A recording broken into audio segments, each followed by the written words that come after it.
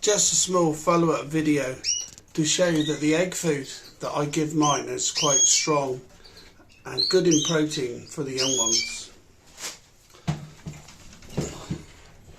As you can see, these young ones have grown considerably since the last time I've done a video.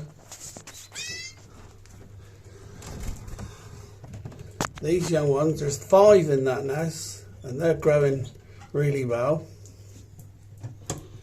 Got another nest down here. She has 4 or 5 and they're feeding really well. A pair of mosaics. Got a little foster hen here, which I was helping to feed her young ones, but she doesn't need any help anymore. And also, you must be careful, because when the young ones get too big, by touching them or fiddling with them, they will jump out of the nest.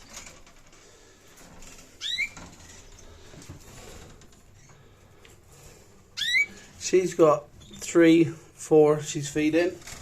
And I'd just like to show you some of the birds that I brought back from Staffordshire, which is a lovely mosaic hen.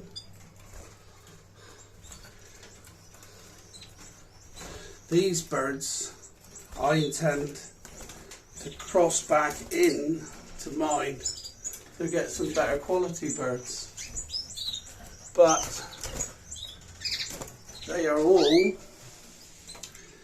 in quarantine at the minute. I don't want to mix them with mine quite yet, because as you all do know, there is bird flu around, so you have to make sure you do what you can to make sure that you don't bring a disease into your shed.